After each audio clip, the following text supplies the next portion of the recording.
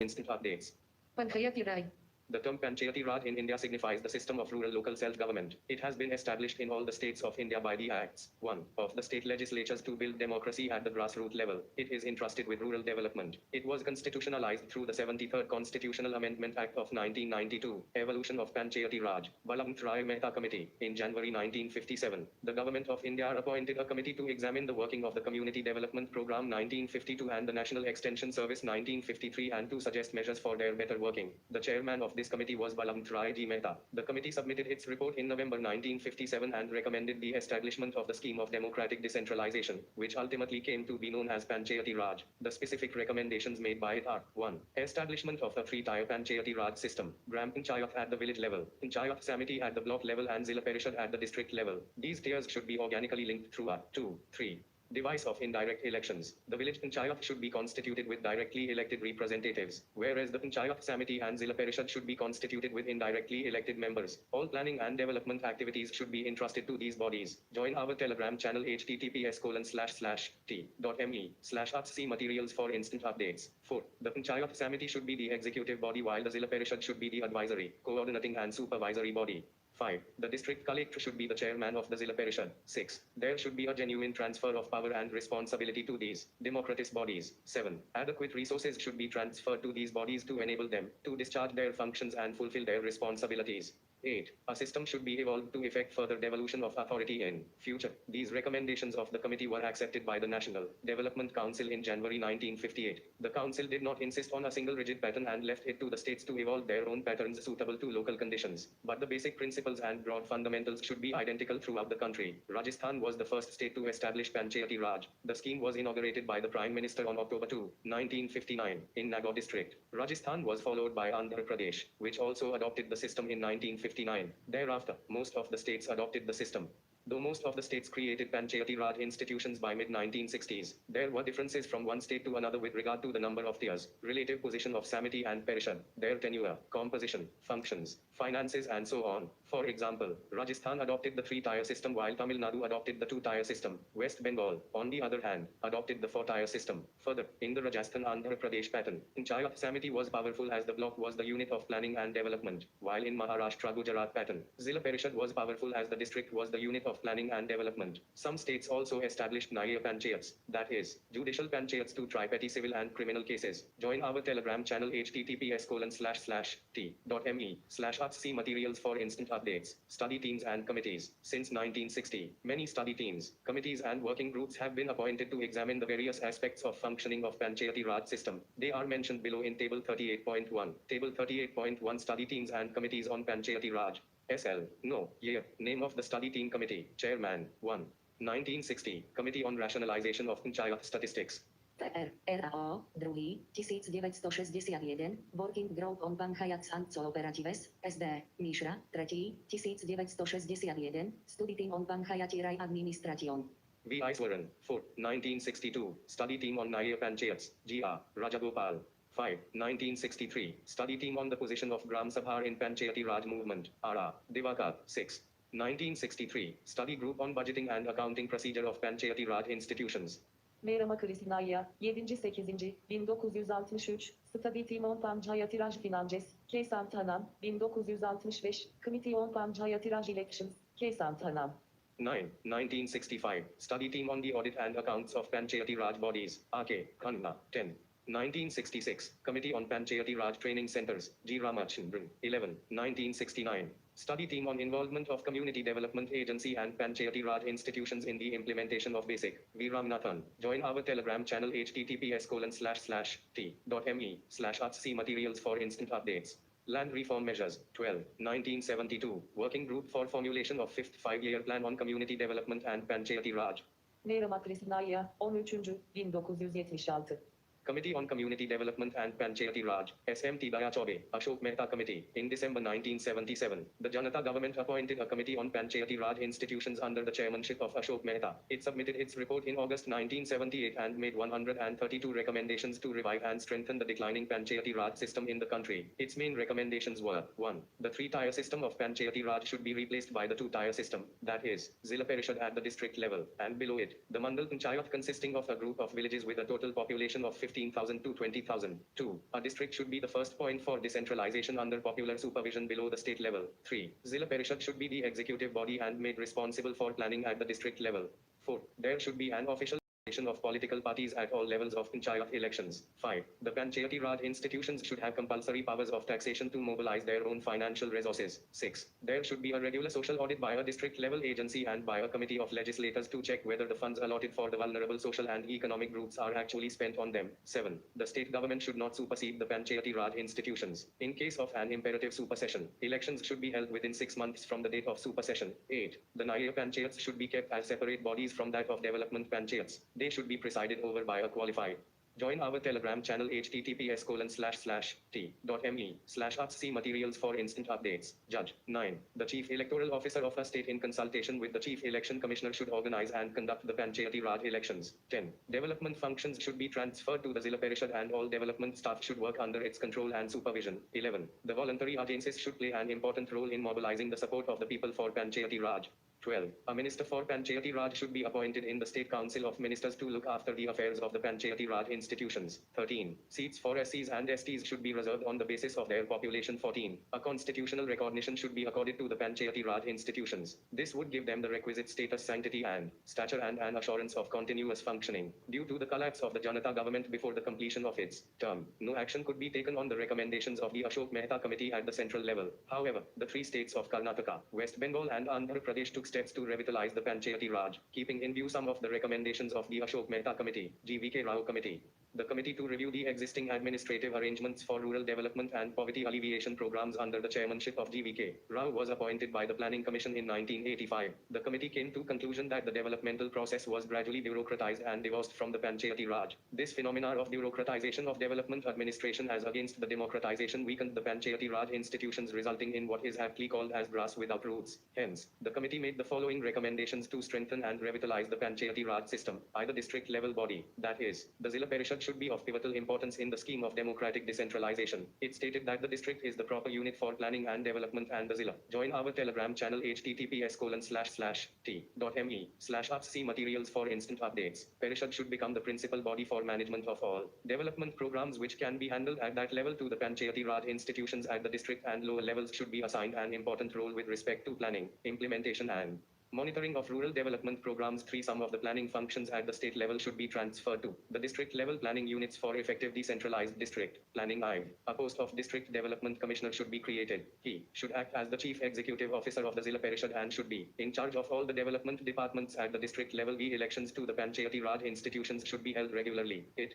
found that elections became overdue for 1 or more years in 11 states. Thus, the committee, in its scheme of decentralized system of field administration, assigned a leading role to the Panchayati Raj in local planning and development. It is in this respect that the recommendation of the GVK Rao Committee Report 1986 differed from those of the Dantwala Committee Report on Block Level Planning 1978 and the Hanumantha Rao Committee Report on District Planning 1984. Both the committees have suggested that the basic decentralized planning function should be done at the district level. The Hanumantha Rao Committee advocated separate district planning bodies under either the district collector or a minister. In both the models, the collector should play a significant role in the decentralized planning, though the committee stated that Panchayati Raj institutions would also be associated with this process of decentralized planning. The committee recommended that the collector should be the coordinator at the district level of all developmental and planning activities. Thus, the Hanumantha Rao Committee differed in this respect from those of Balwantray Mehta Committee, the Administrative Reforms Commission of India, the Ashok Mehta Committee and finally the GVK Rao Committee, which recommended reduction in the developmental role of the district collector and which assigned a major role to the Panchayati Raj in development administration. LM Sinhavi Committee. Join our Telegram channel https://t.me/upsc materials for instant updates. In 1986, Rajiv Gandhi government appointed a committee to prepare a concept paper on revitalization of Panchayati Raj institutions for democracy and development under the chairmanship of LM Sinhavi. It made the following recommendations. The Panchayati Raj institutions should be constitutionally recognized, protected and preserved. For this purpose, a new chapter should be added in the Constitution of India. This will make their identity and integrity reasonably and substantially inviolate. It also suggested constitutional provisions to ensure regular, free and fair elections to the Panchayati Raj bodies. 2 Naya Panchayats should be established for a cluster of villages. 3. The villages should be reorganized to make Gram Panchayats more viable. It also emphasized the importance of the Gram Sabha and called it as the embodiment of direct democracy. The village Panchayats should have more financial resources. The judicial tribunals should be established in each state to adjudicate controversies about election to the Panchayati Raj institutions, their dissolution and other matters related to their functioning. Thungan Committee. In 1988, a subcommittee of the Consultative Committee of Parliament was constituted under the chairmanship of P.K. Thungan to examine the political and administrative structure in the district for the purpose of district planning. This committee suggested for the strengthening of the Panchayati Raj system. It made the following recommendations. 1. The Panchayati Raj bodies should be constitutionally recognized. 2. A three-tier system of Panchayati Raj with panchayats at the village, block and district levels. 3. Zilla Parishad should be the pivot of the Panchayati Raj system. It should act as the planning and development agency in the district. 4. The Panchayati Raj bodies should have a fixed tenure of 5 years. 5. The maximum period of supersession of a body should be 6 months. 6. A planning and coordination committee should be set up at the state level under the chairmanship of the Minister for Planning. The presidents of join our Telegram channel https://t.me/see materials for instant updates. Zilla Parishads should be its members. 7. A detailed list of subjects for Panchayati Raj should be prepared and incorporated in the constitution. 8. Reservation of seats in all the three tiers should be on the basis of population. There should also be reservation for women. 9. A state finance commission should be set up in each state. It would lay down the criteria and guidelines for the devolution of finances to the Panchayati Raj institutions. 10. The district collector should be the chief executive officer of the Zilla Parishad. Gajal Committee. The Committee on Policy and Programs was constituted in 1988 by the Congress Party under the chairmanship of V.N. Gajal. This committee was asked to consider the question of how best Panchayati Raj institutions could be made effective. In this context, the committee made the following recommendations. 1. A constitutional status should be bestowed on the Panchayati Raj institutions. 2. A three-tier system of Panchayati Raj with panchayats at the village, block and district levels. 3. The term of Panchayati Raj institutions should be fixed at 5 years. 4. The members of the panchayats at all the three levels should be directly elected. 5. Reservation for SCs, STs and women. 6. The Panchayati Raj bodies should have the responsibility of preparation and implementation of plans for socio-economic development. For this purpose, a list of subjects should be specified in the Constitution. 7. The Panchayat Raj bodies should be empowered to levy, collect and appropriate taxes and duties. 8. Establishment of a state finance commission for the allocation of finances to the panchayats. 9. Establishment of a state election commission for the conduction of elections to the panchayats. Join our Telegram channel https://t.me/see materials for instant updates. The above recommendations of the Gajal Committee became the basis for drafting an amendment bill aimed at conferring the constitutional status and protection to the Panchayati Raj institutions. Constitutionalization. Rajiv Gandhi government. The Rajiv Gandhi government introduced the 64th Constitutional Amendment Bill in the Lok Sabha in July 1989 to constitutionalize Panchayati Raj institutions and make them more powerful and broad-based. Although the Lok Sabha passed the bill in August 1989, it was not approved by the Rajya Sabha. The bill was vehemently opposed by the opposition on the ground that it sought to strengthen centralization in the federal system. VP Singh government. National Front government, soon after assuming office in November 1989 under the Prime Ministership of VP Singh, announced that it would take steps to strengthen the Panchayati Raj institutions. In June 1990, a two-day conference of the state chief ministers under the chairmanship of VP Singh was held to discuss the issues relating to the strengthening of the Panchayati Raj bodies. The conference approved the proposals for the introduction of a fresh constitutional amendment bill. Consequently, a constitutional amendment bill was introduced in the Lok Sabha in September 1990. However, the fall of the government resulted in the lapse of the bill. Narasimha Rao government. The Congress government under the Prime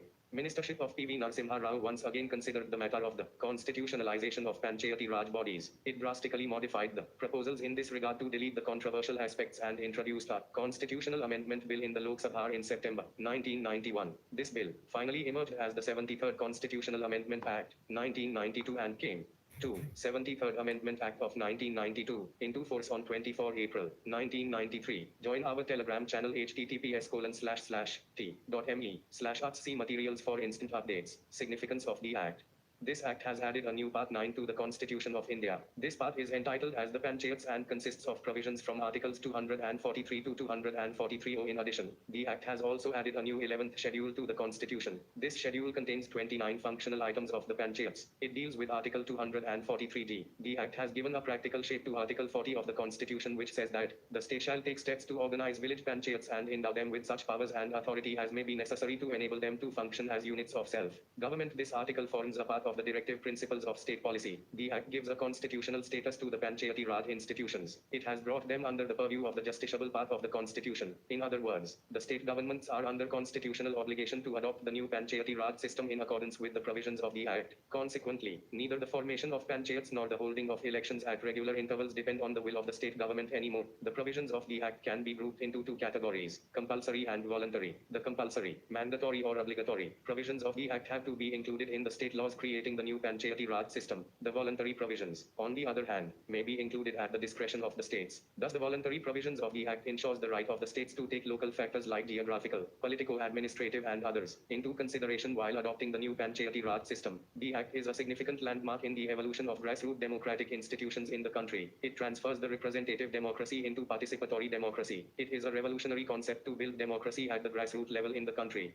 Salient features. The salient features of the Act are: join our Telegram channel https://t.me/see materials for instant updates. Gram Sabha. The Act provides for a Gram Sabha as the foundation of the Panchayati Raj system. It is a body consisting of persons registered in the electoral roll within the area of Panchayat at the village level. Thus, it is a village assembly consisting of all the registered voters in the area of a Panchayat. It may exercise such powers and perform such functions at the village level as the legislature of a state determines. Three-tier system. The Act provides for a three-tier system of Panchayati Raj in every state. That is, Panchayats at the village, intermediate, and district. 3. Elect members and chairpersons. All the members of Panchayats at the village, intermediate, and district levels shall be elected directly by the people. Further, the chairperson of Panchayats at the intermediate and district levels shall be elected indirectly by and from amongst the elected members thereof. However, the chairperson of the Panchayat at the village level shall be elected in such manner as the state legislature determines. Reservation of seats. The Act provides for the reservation of seats for scheduled castes and scheduled tribes in every Panchayat that is, at all the three levels in proportion of their population to the total population in the Panchayat area.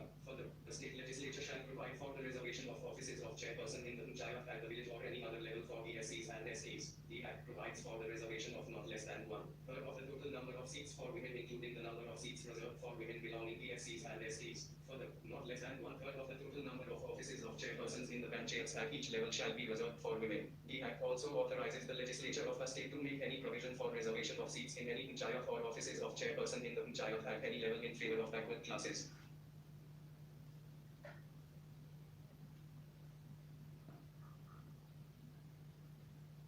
Join our Telegram channel Significance of the Act. This Act has added a new Part 9 to the Constitution of India. This part is entitled as the Panchayats and consists of provisions from Articles 243 to 243. In addition, the Act has also added a new 11th schedule to the Constitution. This schedule contains 29 functional items of the Panchayats. It deals with Article 243G. The Act has given a practical shape to Article 40 of the Constitution, which says that the state shall take steps to organize village Panchayats and endow them with such powers and authority as may be necessary to enable them to function as units of self-government. This article forms a part of the directive principles of state policy. The Act gives a constitutional status to the Panchayati Raj institutions. It has brought them under the purview of the justiciable part of the Constitution. In other words, the state governments are under constitutional obligation to adopt the new Panchayati Raj system in accordance with the provisions of the Act. Consequently, neither the formation of Panchayats nor the holding of elections at regular intervals depend on the will of the state government anymore. The provisions of the Act can be grouped into two categories: compulsory and voluntary. The compulsory, mandatory or obligatory provisions of the Act had to be included in the state laws creating the new Panchayati Raj system. The voluntary provisions, on the other hand,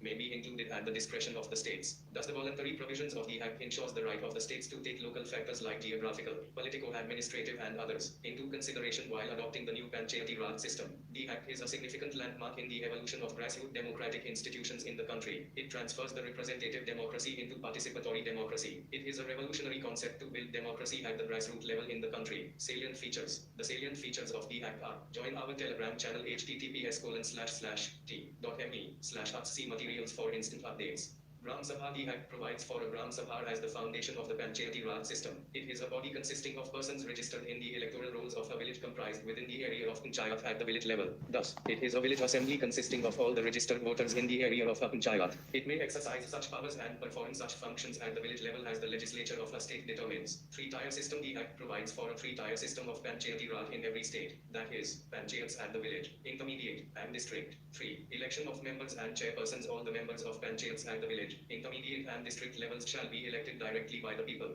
Further, the chairperson of Panchayats at the intermediate and district levels shall be elected indirectly by and from amongst the elected members thereof. However, the chairperson of a Panchayat at the village level shall be elected in such manner as the state legislature determines. Reservation of seats. The Act provides for the reservation of seats for scheduled castes and scheduled tribes in every Panchayat, that is, at all the three levels in proportion of their population to the total population in the Panchayat area. Further, the state legislature shall provide for the reservation of offices of chairperson in the Panchayat at the village or any other level for the SCs and STs. The Act provides for the reservation of not less than one-third of the total number of seats for women, including the number of seats reserved for women belonging to SCs and STs. Further, not less than one-third of the total number of offices of chairpersons in the panchayats at each level shall be reserved for women. The Act also authorizes the legislature of a state to make any provision for reservation of seats in any panchayat or offices of chairperson in the panchayat at any level in favor of backward classes levels. Thus, the Act brings about uniformity in the structure of Panchayati Raj throughout the country. However, a state having a population not exceeding 20 lakh may not constitute panchayats at the intermediate level. Join our Telegram channel https://t.me/see materials for instant updates. Duration of panchayats. The Act provides for a 5-year term of office to the panchayat at every level. However, it can be dissolved before the completion of its term. Further, fresh elections to constitute a panchayat shall be completed before the expiry of its duration of 5 years, or be in case of dissolution,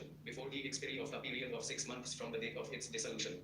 But, where the remainder of the period for which the dissolved panchayat would have continued is less than 6 months, it shall not be necessary to hold any election for constituting the new panchayat for such period. Moreover, a panchayat constituted upon the dissolution of the panchayat before the expiration of its duration shall continue only for the remainder of the period for which the dissolved panchayat would have continued had it not been so dissolved. In other words, a panchayat reconstituted after premature dissolution does not enjoy the full period of 5 years but remains in office only for the remainder of the period. Disqualifications. A person shall be disqualified for being chosen as or for being a member of panchayat if he is so disqualified, or under any law for the time being in force for the purpose of elections to the legislature of the state concerned, or be under any law made by the state legislature. However, no person shall be disqualified on the ground that he is less than 25 years of age if he has attained the age of 21 years. Further, all questions of disqualifications shall be referred to such authority as the state legislature determines. State Election Commission. The superintendence, direction and control of the preparation of electoral rolls and the conduct of all elections to the panchayats shall be vested in the State Election Commission. It consists of a state election commissioner to be appointed by the governor. His conditions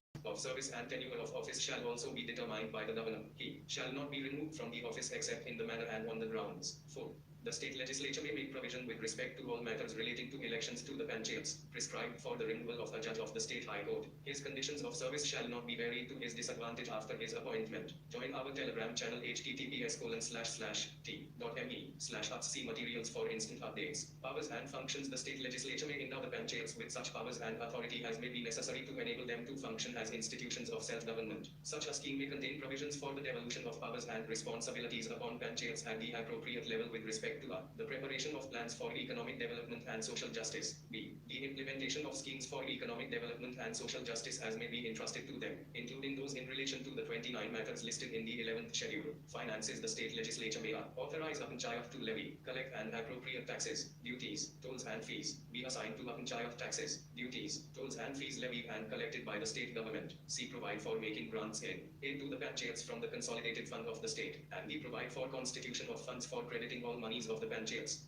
Finance Commission. The governor of a state shall, after every 5 years, constitute a finance commission to review the financial position of the panchayats. It shall make the following recommendations to the governor. 1. The principles that should govern the distribution between the state and the panchayats of the net proceeds of the taxes, duties, tolls and fees levied by the state. B. The determination of taxes, duties, tolls and fees that may be assigned to the panchayats. C. The grants in aid to the panchayats from the consolidated fund of the state. 2. The measures needed to improve the financial position of the panchayats. 3. Any other matter referred to it by the governor in the interests of sound finance of the panchayats. The state legislature may provide for the composition of the commission, the required qualifications of its members and the manner of their selection. The governor shall place the recommendations of the commission along with the action taken report before the state legislature. The Central Finance Commission shall also suggest the measures needed to augment the consolidated fund of a state to supplement the resources of the. Join our Telegram channel https://t.me/see materials for instant updates. Panchayats in the states on the basis of the recommendations made by the Finance Commission of the state. Audit of accounts. State legislature may make provisions with respect to the maintenance of accounts by the panchayats and the auditing of such accounts. Application to Union Territories. The President of India may direct that the provisions of this Act shall apply to any Union Territory subject to such exceptions and modifications as he may specify.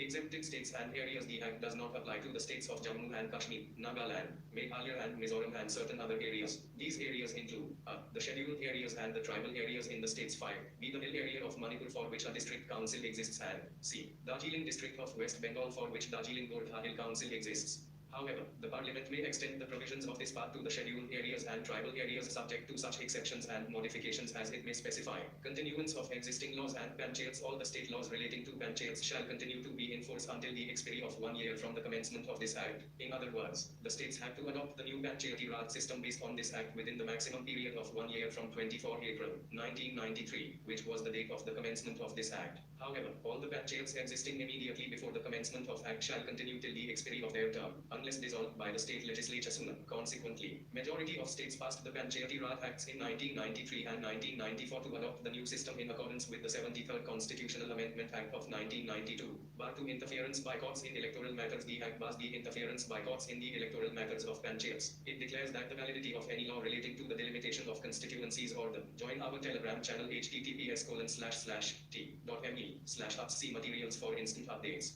Allotment of seats to such constituencies cannot be questioned in any court. It further lays down that no election to any panchayat is to be questioned except by an election petition presented to such authority and in such manner as provided by the state legislature. 11th schedule. It contains the following 29 functional items placed within the purview of panchayats. 1. Agriculture, including agricultural extension. 2. Land improvement, implementation of land reforms, land consolidation, and soil conservation. 3. Minor irrigation, water management and watershed development. 4. Animal husbandry, dairying and poultry. 5. Fisheries. 6. Social forestry and farm forestry. 7. Minor forest produce. 8. Small scale industries, including food processing industries. 9. Khadi, village and cottage industries. 10. Rural housing. 11. Drinking water. 12. Fuel and fodder. 13. Roads, culverts, bridges, ferries, waterways and other means of communication. 14. Rural electrification, including distribution of electricity. 15. Non-conventional energy sources. 16. Poverty alleviation program. 17. Education, including primary and secondary schools. 18. Technical training and vocational education. 19. Adult and non-formal education. 20. Libraries. 21. Cultural activities. 22. Markets and fairs. 23. Health and sanitation, including hospitals, primary health centers and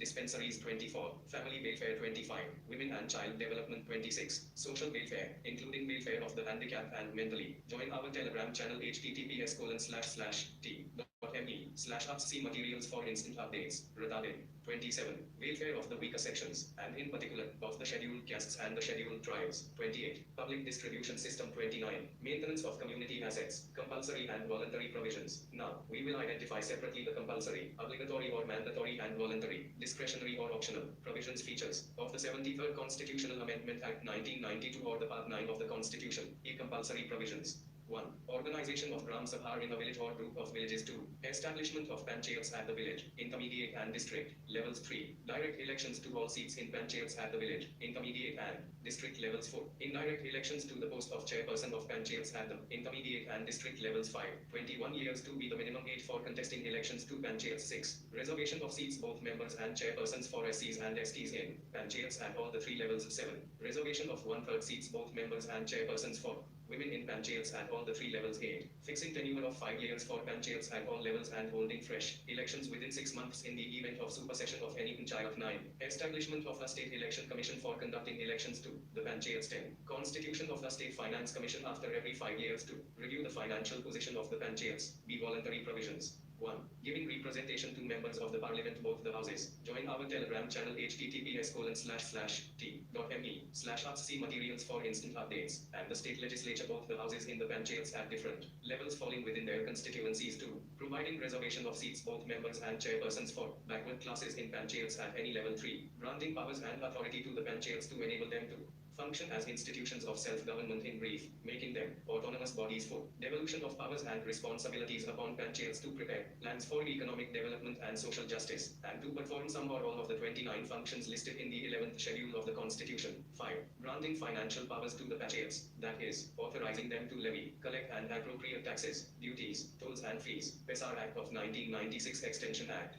The provisions of Part 9 of the Constitution relating to the panchayats are not applicable to the 5th schedule areas. However, the Parliament may extend these provisions to such areas, subject to such exceptions and modifications as it may specify. Under this provision, the Parliament has enacted the provisions of the Panchayats Extension to the Scheduled Areas Act, 1996, popularly known as the PESAR Act or the Extension Act. At present 2016, 10 states have 5th scheduled areas. These are Andhra Pradesh, Telangana, Chhattisgarh, Gujarat, Himachal Pradesh, Jharkhand, Madhya Pradesh, Maharashtra, Haryana and Rajasthan. All States have enacted requisite compliance legislations by amending the respective Panchayati Raj Acts. Objectives of the Act. The objectives of the PESAR Act are as follows: 6. 1. Provisions of Part 9 of the Constitution relating to the Panchayats to the scheduled areas with certain modifications. 2.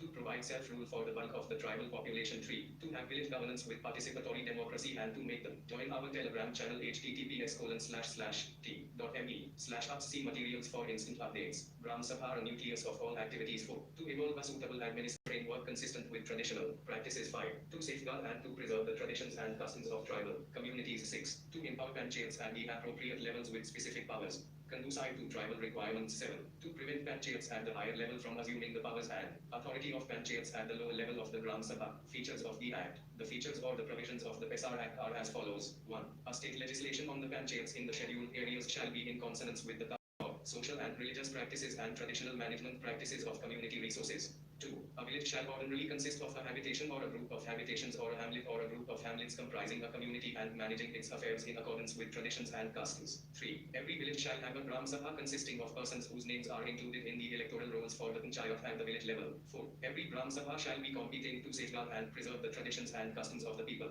their cultural identity, community resources and the customary mode of dispute resolution. 5. Every Gram Sabha shall approve of the plans, programs and projects for social and economic development before they are taken up for implementation by the Panchayat at the village level, and to be responsible for the identification of beneficiaries under the poverty alleviation and other programs. 6. Every Panchayat at the village level shall be required to obtain from the Gram Sabha a certification of utilization of funds for the above plans, programs and projects. 7. The reservation of seats in the scheduled areas in every Panchayat shall join our Telegram channel https://t.me/upc materials for instant updates.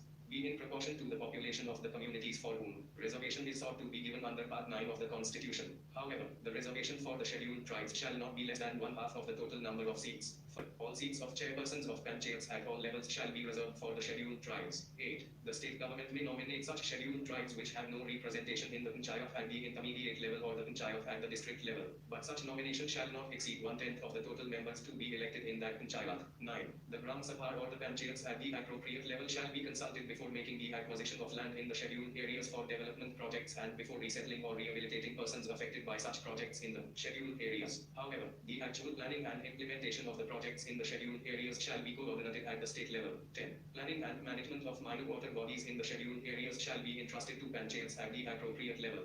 11. The recommendations of the Gram Sabha or the panchayats at the appropriate level shall be mandatory for grant of prospecting license or mine and lease for minor minerals in the scheduled areas. 12. The prior recommendation of the Gram Sabha or the panchayats at the appropriate level shall be mandatory for grant of concession for the exploitation of minor minerals by auction. 13. While endowing panchayats in the scheduled areas with such powers and authority as may be necessary to enable them to function as institutions of self-government, a state legislature shall ensure that the panchayats at the appropriate level and the Gram Sabha are endowed specifically with either power to enforce prohibition or to regulate or restrict the sale and consumption of any intoxicant. 2. The ownership of minor forest produce. 3. The power to prevent alienation of land in the scheduled areas and to take appropriate action to restore any unlawfully alienated land of a scheduled tribe. 5. The power to manage village markets. V. The power to exercise control over money lending to the schedule. Join our Telegram channel https://t.me/upc materials for instant updates. Tribes. V. The power to exercise control over institutions and functionaries in all social sectors. 7. The power to control local plans and resources for such plans including tribal sub-plans. 14. The state legislations shall contain safeguards to ensure that panchayats at the higher level do not assume the powers and authority of any panchayat at the lower level or of the Gram Sabha. 15. The state legislature shall endeavor to follow the pattern of the 6th schedule to the Constitution while designing the administrative arrangements in the panchayats at district levels in the scheduled areas. 16. Any provision of any law relating to panchayats in the scheduled areas, which is inconsistent with the provisions of this Act, shall cease to be in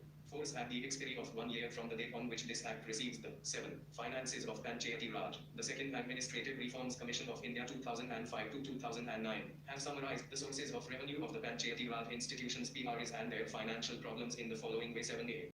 A major portion of Part 9 of the Constitution deals with structural empowerment of the trees, but the real strength in terms of both autonomy and efficiency of these institutions is dependent on their financial position, including their capacity to generate own resources. In general, panchayats in our country receive funds in the following ways. I grants from the Union Government based on the recommendations of the Central Finance Commission as per Article 280 of the Constitution. 2. Devolution from the state government based on the recommendations of the State Finance Commission as per Article 243I. 3 loans grants from the state government, assent of the President. However, all the panchayats existing immediately before such date shall continue till the expiry of their term, unless dissolved by the state legislature sooner. Join our Telegram channel https://t.me/upc materials for instant updates. 5. Program specific allocation under sponsored schemes and additional central assistance via internal resource generation tax and non-tax. 2. Across the country, states have not given adequate attention to fiscal empowerment of the panchayats.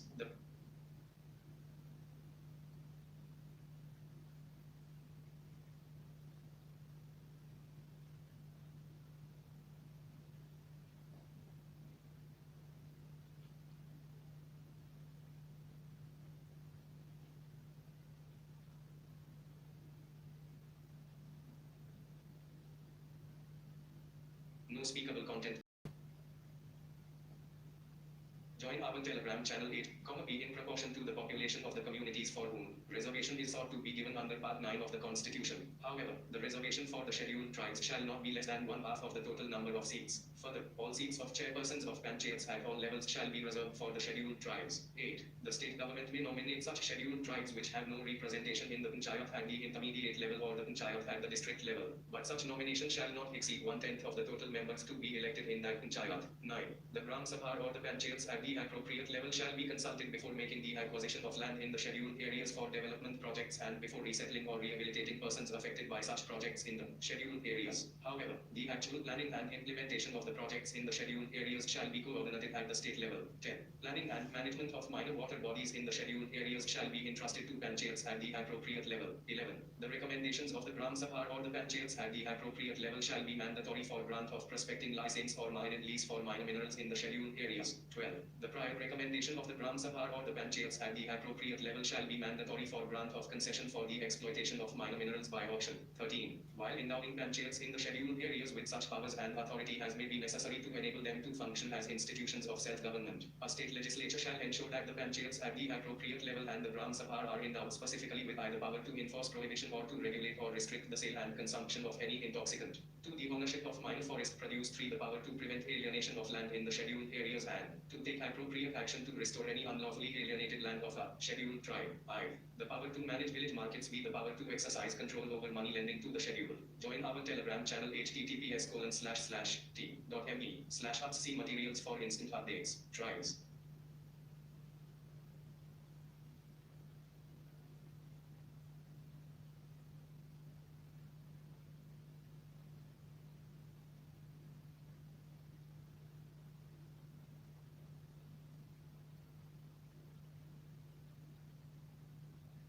Telegram channel https://t.me/upc materials for instant updates. Tribes. V. The power to exercise control over institutions and functionaries in all social sectors. 7. The power to control local plans and resources for such plans including tribal subplans. 14. The state legislations shall contain safeguards to ensure that panchayats at the higher level do not assume the powers and authority of any panchayat at the lower level or at the Gram Sabha. 15. The state legislature shall endeavor to follow the pattern of the 6th schedule to the Constitution while designing the administrative arrangements in the panchayats at district levels in the scheduled areas. 16. Any provision of any law relating to panchayats in the scheduled areas, which is inconsistent with the provisions of this act, shall cease to be in force at the expiry of 1 year from the date on which this act receives the 7 finances of Panchayati Raj Ch. Second Administrative Reforms Commission of India, 2005 to 2009, has summarized the sources of revenue of the Panchayati Raj institutions, PRIs, and their financial problems in the following way. 7a. 1. A major portion of Part 9 of the Constitution deals with structural empowerment of the PRIs, but the real strength in terms of both autonomy and efficiency of these institutions is dependent on their financial position, including their capacity to generate own resources. In general, panchayats in our country receive funds in the following ways. I.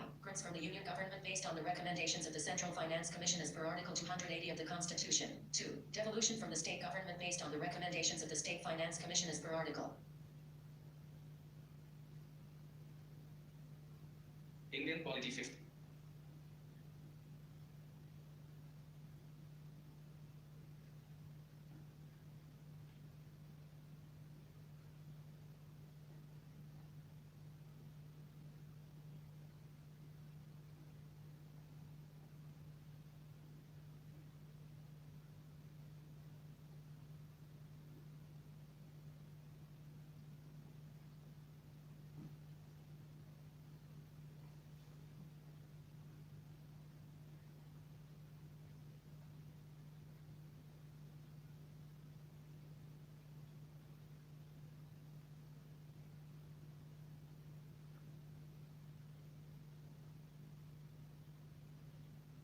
Indian polity.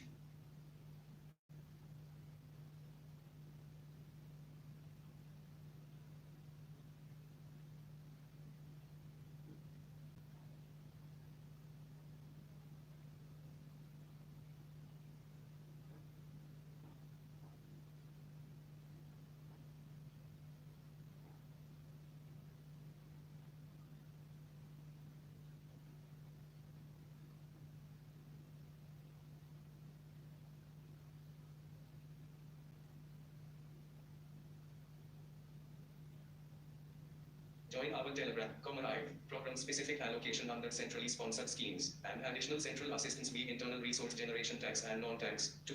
Across the country, states have not given adequate attention to fiscal empowerment of the Panchayats. The Panchayats' own resources are meager. Kerala, Karnataka and Tamil Nadu are the states which are considered to be progressive in fees empowerment, but even then, the Panchayats are heavily dependent on government grants. One can draw the following broad conclusions. Internal resource generation at the Panchayat level is weak. This is partly due to a thin tax domain and partly due to Panchayats' own reluctance in collecting revenue. 2. Panchayats are heavily dependent on grants from union and state governments. 3. A major portion of the grants both from union as well as the state governments is scheme specific. Panchayats have limited discretion and flexibility in incurring expenditure. In view of their own tight fiscal position, state governments are not keen to devolve funds to Panchayats. In most of the critical 11th schedule matters like primary education, healthcare, water supply, sanitation and minor irrigation, even now, it is the state government which is directly responsible for implementation of these programs and hence expenditure.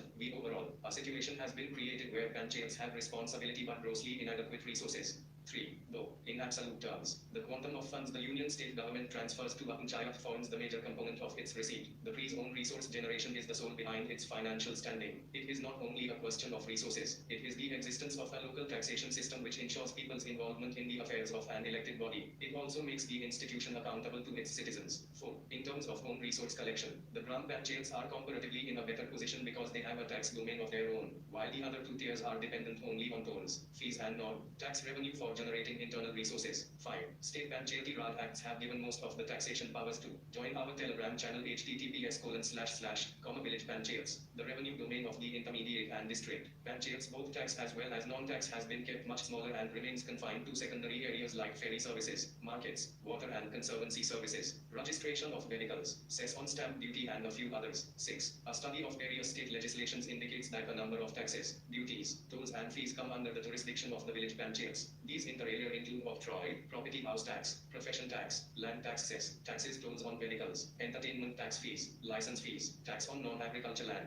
fee on registration of cattle, sanitation drainage conservancy tax, water rate tax, lighting rate tax, education cess and tax on fairs and festivals. Reasons for ineffective performance. Even after conferring the constitutional status and protection through the 73rd Amendment Act 1992, the performance of the Panchayati Raj institution's PRS has not been satisfactory and not up to the expected level. The various reasons for this suboptimal performance are as follows. 7b. 1. Lack of adequate devolution. Many states have not taken adequate steps to devolve 3Fs, that is, functions, funds and functionaries to the priests to enable them to discharge their constitutionally stipulated function. Further, it is imperative that the priests have resources to match the responsibilities entrusted to them. While SFC state finance commissions have submitted their recommendations, not many few states have implemented these or taken steps to ensure the fiscal viability of the priests. 2. Excessive control by bureaucracy. In some states, the Gram Panchayats have been placed in a position of subordination. Hence, the Gram Panchayat sub-panchayats have to spend extraordinary amount of time visiting block offices for funds and for technical approval. These interactions with the block staff office distort the role of sub-panchayats as elected representatives. 3. Tight nature of funds. This has two implications. The activities stated under a certain scheme are not always appropriate for all parts of the. Join our Telegram channel https://t.me/hc materials for instant updates. District. This results in unsuitable activities being promoted or an underspend of the funds for overwhelming dependency on government funding. A review of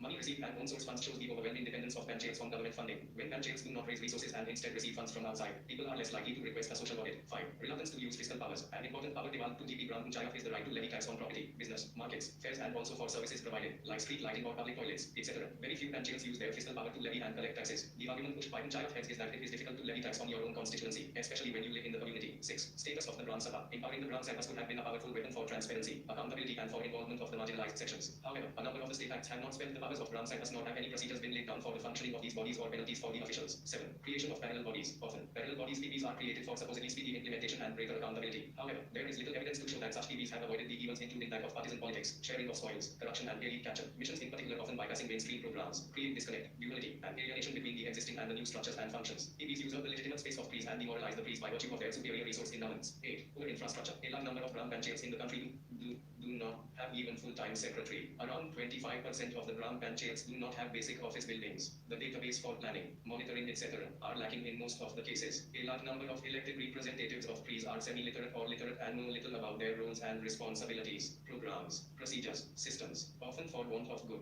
relevant and periodic training. They are not able to perform their functions properly. Join our Telegram channel https:// although all the district and intermediate panchayats are connected with computers, only around 20% Gram Panchayats reported to be having computing facility. In some states, village panchayats do not have any computing facility. Table 38.2 articles related to panchayats at a glance. Article No. Subject matter 243. Definitions 243a. Gram Sabha 243b. Constitution of panchayats 243c. Composition of panchayats 243d. Reservation of seats 243e. Duration of panchayats, and so on. 243f. Disqualifications for membership 243g. Powers, authority and responsibilities of panchayats 243h. Powers to impose taxes by and funds of the panchayats 243i. Constitution of Finance Commission to review financial position 243 tools. Audit of accounts of panchayats 243k. Elections to the panchayats 243l. Application to union territories 243m. But not to apply to certain areas 243n. Continuance of existing laws and panchayats 243o. But to interference by courts in electoral matters. Table 38.3 name and number of panchayats 2010. 8. Join our Telegram, SL. No. State. Panchayati Raj institutions including ADCs. Number 1. Andhra Pradesh 1. Gram Panchayats 2. Mandal Parishads 3. Zilla Parishads 21809 109722 2. Arunachal Pradesh 1. Gram Panchayats 2. Anchal Samitis 3. Zilla Parishads 1751 150 16 3. Assam 1. Goan Panchayats 2. Anchalik Panchayats 3. Zilla Parishads 4. Autonomous District Councils 2200-285-24 4. Bihar 1. Village Panchayats 2. Panchayat Samitis 3. Zilla Parishads 8463 531 38 5. Chhattisgarh 1. Gram Panchayats 2. Janpat Panchayats 3. Zilla Panchayats 9820 146 16 6. Goa 1. Village Panchayats 2. Zilla Panchayats 189 2 7. Gujarat 1. Village Panchayats 2. Taluka Panchayats 3. District Panchayats 13,738 224 26 8. Haryana 1. Gram Panchayats 2. Panchayat Samitis 3. Zilla Parishads 6,187 119 19 9. Himachal Pradesh 1. Gram Panchayats 2. Panchayat Samitis 3. Zilla Panchayats 3,243 75 12. 10. Jammu ve Kashmir 1. Halka Panchayats 4139. Join our Telegram channel https://11. Jharkhand 1. Gram Panchayats 2. Panchayat Samitis 3. Zilla Panchayats 4562 212 24 12. Karnataka 1. Gram Panchayats 2. Taluka Panchayats 3. Zilla Panchayats 5652 176 29 13. Kerala 1. Village Panchayats 2. Block Panchayats 3. District Panchayats 999 152 14 14. Madhya Pradesh 1. Village Panchayats 2. Block Panchayats 3. District Panchayats 23,043 113 48 15. Maharashtra 1. Village Panchayats 2. Panchayat Samitis 3. Zilla Parishads 27,916 351 33. 16. Manipur 1. Gram Panchayats 2. Zilla Panchayats 3. Autonomous District Councils 165 46 17. Meghalaya 1. Autonomous District Councils 3. 18. Mizoram 1. Village Councils 707 19. Nagaland 1. Village Councils 1110 20. Haryana 1. Gram Panchayats 2. Panchayat Samitis 3. Zilla Parishads 6234 314 30. 21. Punjab 1. Gram Panchayats 2. Panchayat Samitis 3. Zilla Parishads 12,447 141 20. 22. Rajasthan 1. Gram Panchayats 2. Panchayat Samitis 3. Zilla Parishads 9,184 237 32. Join our Telegram channel https://t.me/HC materials for instant updates 23. Sikkim 1. Gram Panchayats 2. Zilla Panchayats 163 4 24. Tamil Nadu, první Village Panchayats, druhý Panchayat Unions, třetí distrikt Panchayats, 126 18 385 29 25. Tripura, první Gram Panchayats, druhý Panchayat Samitis, třetí Zilla Panchayat čtvrtý Autonomous District Zone. 1. Gram Panchayats 2, Panchayat Samitis 3, Zilla Panchayats 4, Autonomous District Councils, 513-2341, 26, Uttar Pradesh, 1, Gram Panchayats 2, Kshetra Panchayats 3, Zilla Panchayats, 52,820, 27, Uttarakhand, 1, Gram Panchayats 2, Intermediate Panchayats 3, District Panchayats, 7,227, 95, 13, 28.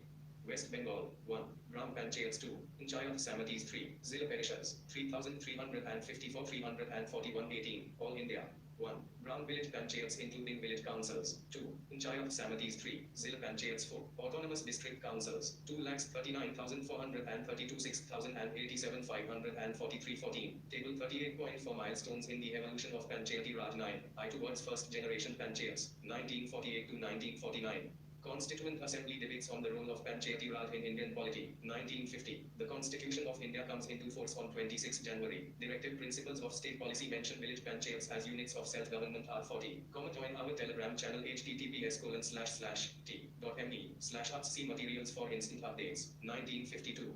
Community Development Program starts on 2nd October 1957. Balvantry Mehta Committee, appointed in January, submits its report on 24 November 1958 to 1960. Several state governments enact new Panchayat Acts bringing in three-tier Panchayat system. 1959. Jawaharlal Nehru inaugurates the first generation Panchayat Act Nagaur in Rajasthan on 2nd October. Kerala District Council Bill is introduced in Kerala Assembly. Lapses after Assembly is dissolved. 1964 to 1977. Decline of first generation Panchayati Raj institutions. 2. Growth and decline of second generation Panchayats. 1978. Panchayat elections are held in West Bengal on party basis on the 4th of June, marking the beginning of second generation of Panchayati Raj. Ashok Mehta Committee on Working of Panchayats, appointed on 12 December 1977, submits its report on 21 August 1983. Karnataka government enacts new PR Act, 1984. Hanumantha Rao Committee on District Level Planning, appointed by Planning Commission in September 1982, submits its report in May 1985. Karnataka PR Act receives President's assent in July, comes into force on 14th August 1985.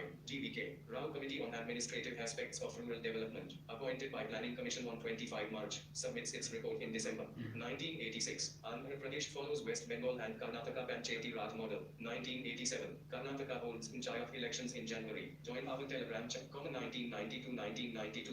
Panchayats are dissolved and brought under administrators in Karnataka. 3. Constitutionalization of Panchayati Raj. 1986. LM. Sinhavi Committee submits its report on 27 November. Recommends constitutional status for Panchayats. 1988. Consultative Committee of Parliament appoints a subcommittee under chairpersonship of P.K. Thandon to consider constitutional amendment. 1989. 64th Constitutional Amendment Bill is introduced in Parliament on 15 May. Is defeated in Rajya Sabha on 15 October 1990. 74th Constitutional Amendment Bill is introduced in Parliament on 7 September. Lapses on dissolution of Lok Sabha. 1991. 72nd. Panchayats and 73rd Municipalities Amendment Bills are introduced in Parliament. Referred to the Parliament's Joint Select Committee in September 1992.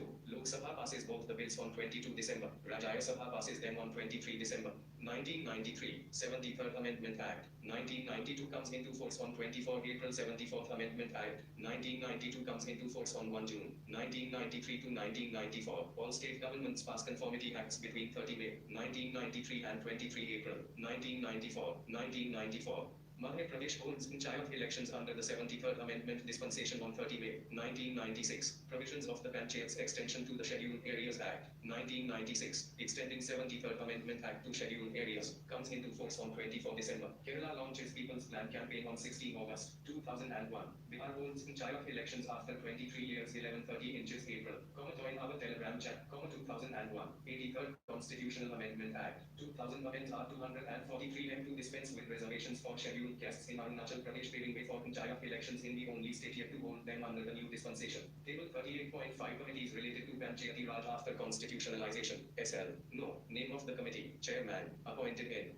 Reported in 1. Task Force on Devolution of Powers and Functions to Panchayati Raj Institutions. Lalit Mathur. 2001. 2001. 2. Expert Group on Planning at the Grassroots Level.